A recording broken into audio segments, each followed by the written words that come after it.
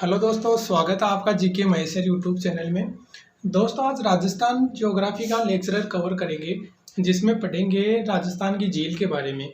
यानी भारत की, इंडिया के बारे में मैंने झील के पीछे वीडियो डाल दिया था, उसके बारे में। उससे पहले मैंने भारत का सामान्य परिचय भी डाला था और राजस्थान के कुछ टॉपिक डाले थे। आज राजस्थान की झील के बारे में बात करेंगे, यानी खाने पानी की झील, मीठे पानी की झील, दोनों झीलें के बारे में चर्चा करेंगे।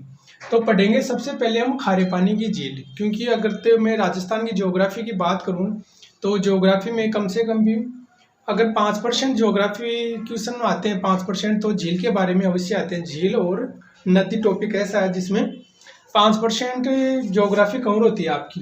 तो आज झील के बारे में बात करेंगे, राजस्थान की झील के बारे में। सबसे पहले देखेंगे दोस्तों, आज पढ़ेंगे खारे पानी की झील। उसके बाद में मैं वीडियो डालूंगा मीठे पानी की झील के बारे में, लेकिन आज पढ़ेंगे खारे पानी की झील। मैं खारी झील लिख देता हूँ यहाँ पे, यानी खारे पानी की झील। उसमें एक ट्रिक है कि आपको याद रखना है, फिर मैं मैप से पढ़ाऊंगा। साड़ी का पल्लू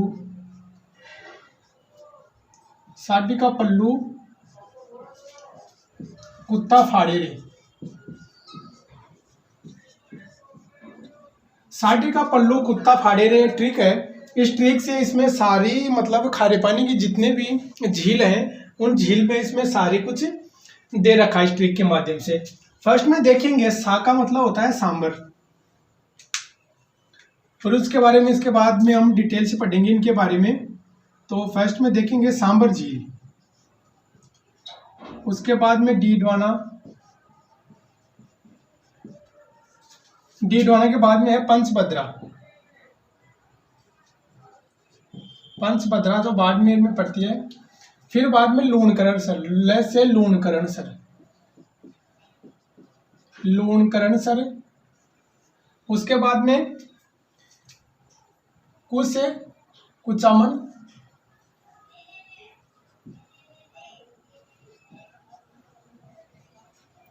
ता से ताल छापर।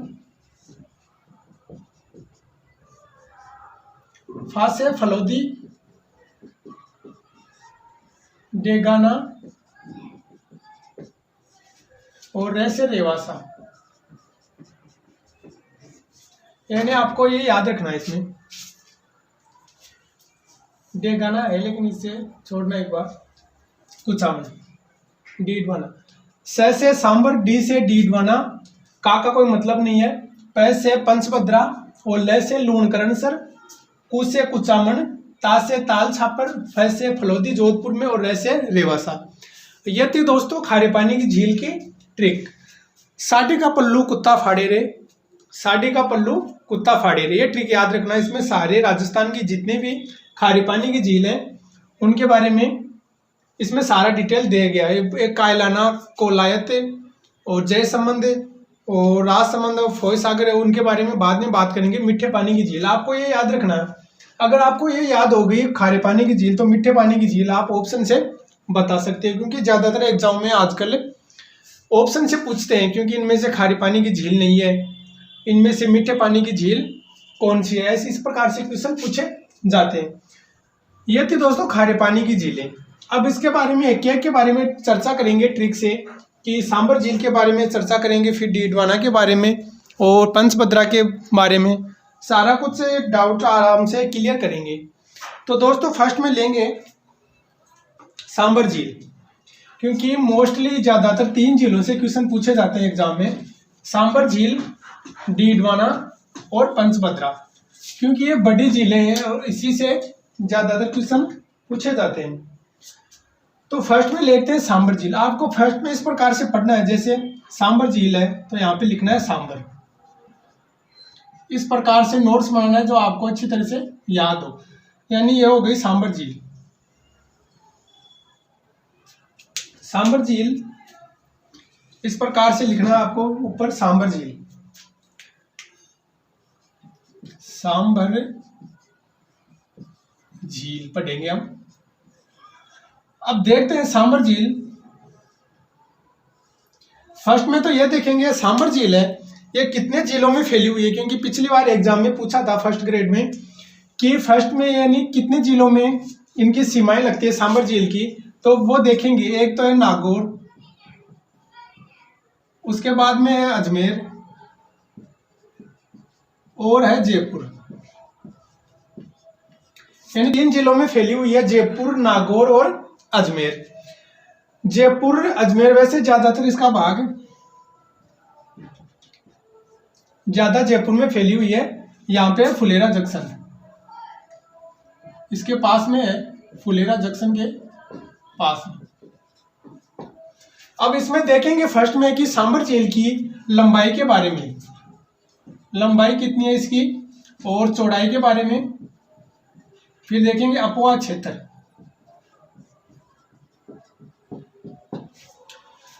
सांबर झील 3 जिलों में फैली हुई है, नागौर, जयपुर और अजमेर। फुलेरा जंक्शन के पास में सांबर झील। अगर मैं लंबाई की बात करूं सांबर झील की, तो 32 किलोमीटर लंबी है, 3 से 12 किलोमीटर चौड़ी है, और इसका अपवाह क्षेत्र की बात करूं तो 500 वर्ग किलोमीटर, 500 वर्ग किलोमीटर में ये फैली हुई है। लंबाई 32 किलोमीटर, चौड़ाई 3 से 12 किलोमीटर और अपवाह क्षेत्र 500 किलोमीटर। उसके बाद में बात करते हैं यहाँ पे सांबर, यानी स से आपको याद रखना है यहाँ पे साकम्बरी।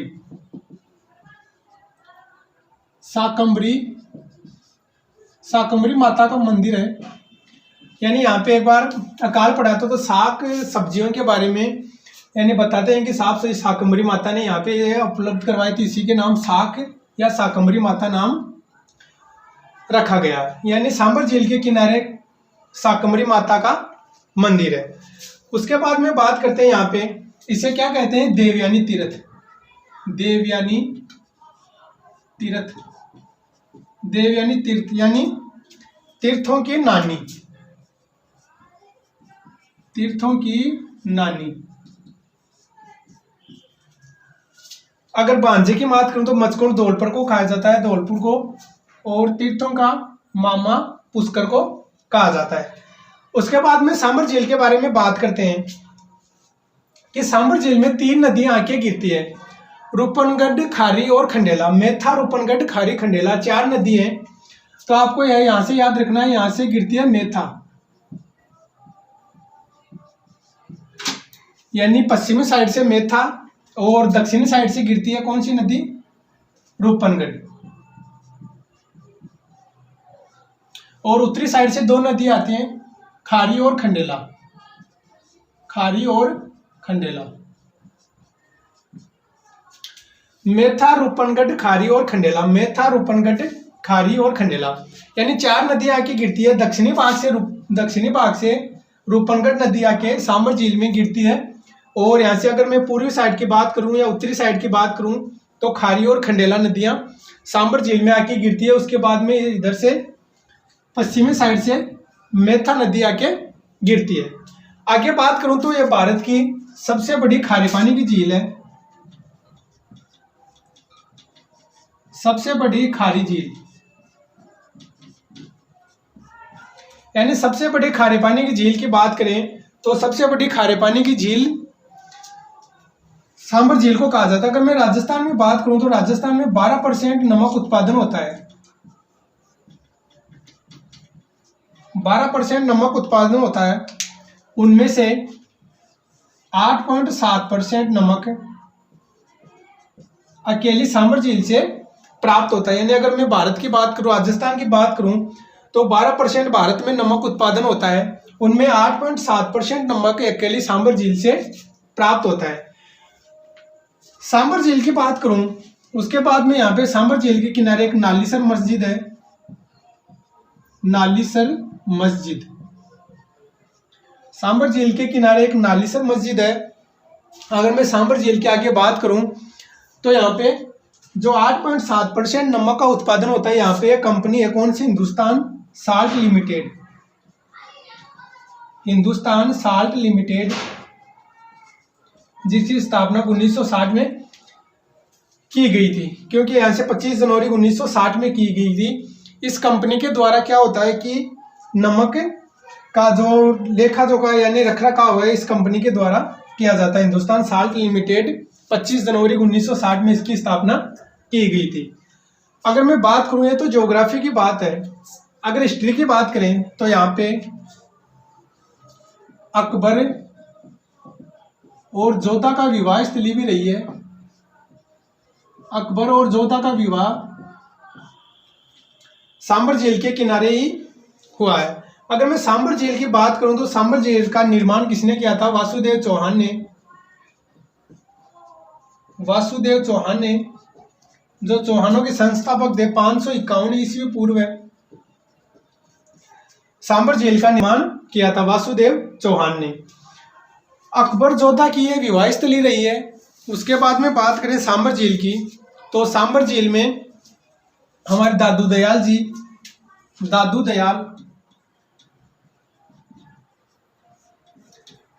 दयाल जी सांबर झील में उपदेश देने के लिए आए थे। कौन सी जगह? नरेना। सांबर झील के किनारे दादू दयाल जी आए थे। वैसे इनका मूल स्थान कौन सा है? नरेना इनका मूल स्थान है। अगर दादू दयाल जी के चेले की मैं बात करूं, इनका चेला था रजब जी। अगर दादू दयाल जी दयाल पंथ में, यानी दयाल में अगर किसी को पुकारते हैं तो सत्यराम नाम से दादू दयाल के वो संत होते हैं जो सत्यराम नाम से मिलन करते हैं, यानी सत्यराम नाम का इसमें प्रयोग करते हैं। इनके चेले का प्रमुख चेला कौन सा था? रजब जी। उसके बाद में बात करते हैं, यहाँ पे एक शैवाल पाया जाता है। कौन सा शैवाल? स्पाइरुलिना। यहाँ पे लिखता हूं मैं स्पाइरुलिना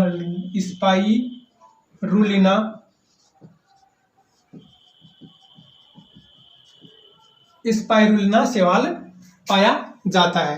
अगर मैं बात करूं तो अगर भरतपुर में केवला देवी राष्ट्रीय उद्यान में कुरंजा पक्षी और गुजरात के राजहंस पक्षी भी यहाँ पे सांबर झील में विचरण करने के लिए आते हैं। इसे रामसर कन्वेंशन में शामिल किया गया। रामसर कन्वेंशन में शामिल किया गया है।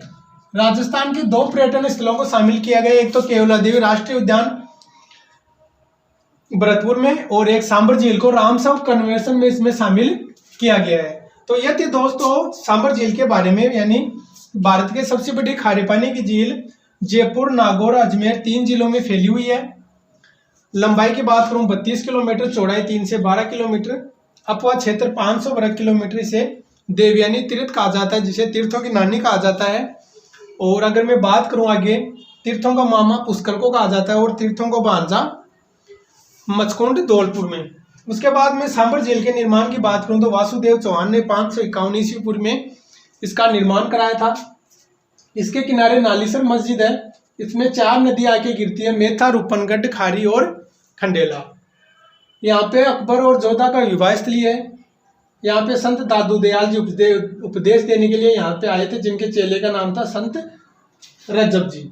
यहाँ पे साकमरी माता का मंदिर है और सबसे बड़ी भारत की खारे पानी की झील है, जिसमें 8.7% नमक यहाँ पे उत्पादन होता है। यहाँ पे एक शैवाल पाया जाता है, स्पाइरुलिना शैवाल पाया जाता है। हिंदुस्तान साल्ट लिमिटेड द्वारा 1960 में 25 जनवरी को यहाँ पे साल्ट की स्थापना की गई थी, यानी इस कंपनी के द्वारा यहाँ पे नमक तैयार किया जाता है। यह थी दोस्तों सांबर झील के बारे में, यानी ट्रिक से हमने आराम से सारा कुछ डिटेल था वो इसमें सांबर झील के बारे में पढ़ा है। अब दूसरी झील लेंगे पंचभद्रा, यानी राजस्थान की खारे पानी की 3 झीलें फेमस हैं, सांबर और पंचभद्रा और डीडवाना। तो दूसरी झील पढ़ेंगे हम पंचभद्रा, जो बाड़मेर में पाई जाती है, यानी बाड़मेर की पंचभद्रा झील।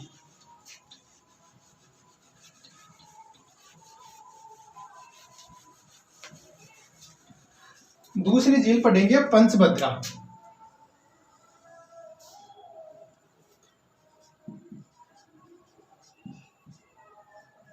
पंचभद्रा झील बाड़मेर।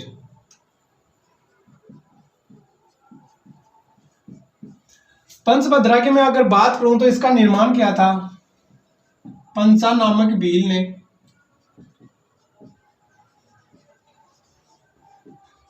पंचा नामक भील ने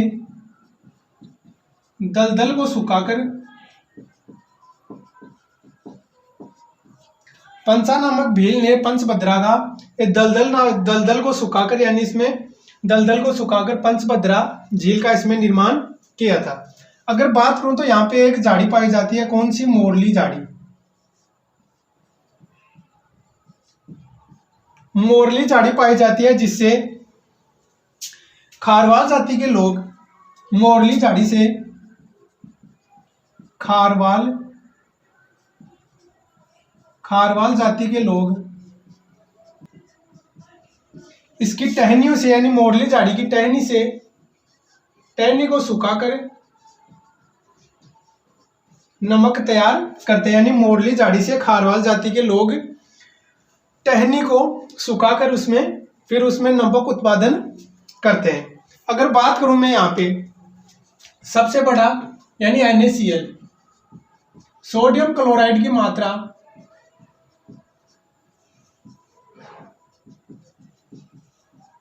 सोडियम सल्फेट की मात्रा तो पंचभद्रा डीडवाना में पाई जाती है।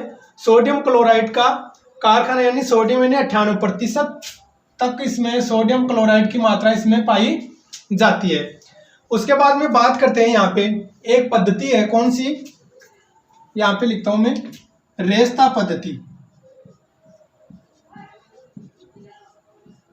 रेस्ता पद्धति या कोशिया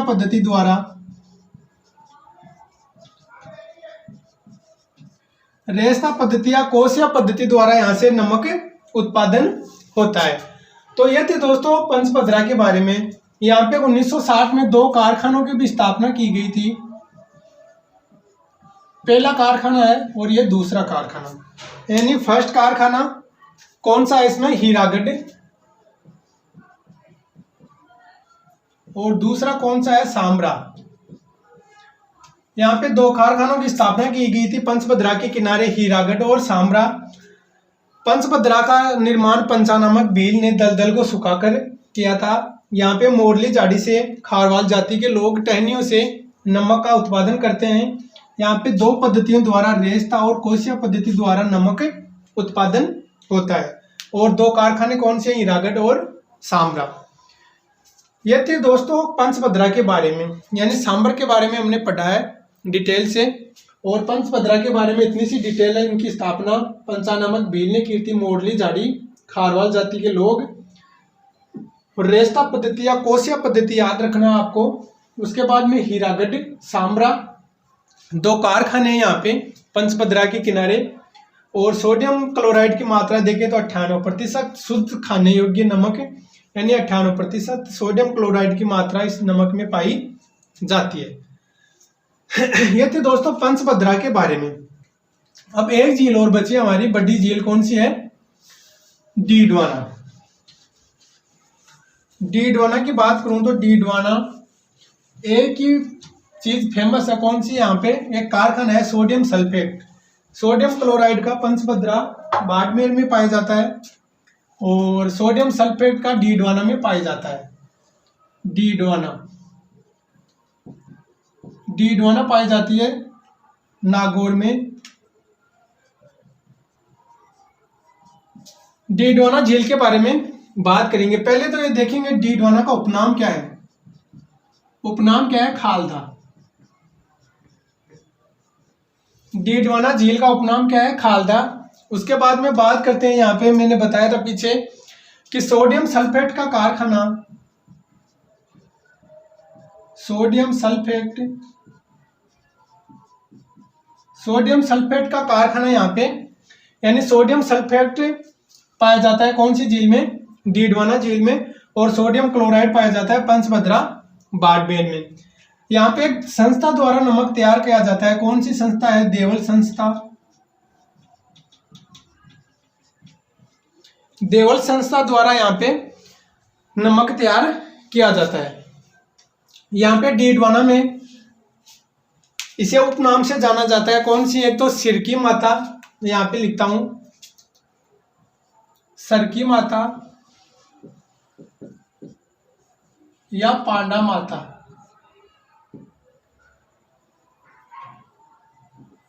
यहाँ पे सरकी माता या पांडा माता का मंदिर डीडवाना के किनारे स्थित है। और यहाँ पे कारखाना का निर्माण, जो सोडियम सल्फेट का कारखाना, इसका निर्माण 1964 में किया गया था। यानी 1964 ईस्वी में देवल संस्था द्वारा यहाँ पे सोडियम सल्फेट का कारखाना स्थापित किया गया था। डीडवाना का उपनाम क्या है? खालदा झील। यहाँ पे सरकी माता या पांडा माता का मंदिर स्थित है। यह थी दोस्तों हमारे राजस्थान में खारे पानी की झील। सांबर झील के बारे में हमने पढ़ा डिटेल से, पंचभद्रा के बारे में और डीडवाना के बारे में इसमें डिटेल से पढ़ा। और भी रेवासा है, सीकर में पड़ती है, लूणकरणसर बीकानेर में, उनके बारे में कोई खास बातें नहीं, एक एक दो दो बात ध्यान में रखनी है। फलौदी जोधपुर में पड़ती है। फिर ताल छापर पढ़ाया था, चूरू में पड़ती है। आपको एक ट्रिक याद रखनी है, कौन सी? साडी का पल्लू कुत्ता फाड़े रे, यानी साडी का पल्लू कुत्ता फाड़े रे। अगर आपको मैं बात करूं तो अगर खारे पानी की झील याद है तो आप ऑप्शन से भी उसे मीठे पानी की झील कौन सी नहीं है तो उसे ऑप्शन के अनुसार आप कर सकते हो। मेरा वीडियो दोस्तों पसंद आए तो लाइक, सब्सक्राइबर और शेयर करें, जिससे मैं आगे और वीडियो लाने वाला हूँ नदियों के बारे में, राजस्थान की नदियों के बारे में, और इंडियन ज्योग्राफी में भी हम कवर करेंगे भारत की नदियों के बारे में। इसके बाद में मैं राजस्थान की मीठे पानी की झील लेकर आऊँगे। तो मेरा वीडियो पसंद आए तो लाइक, सब्सक्राइब और शेयर करें। Thank you.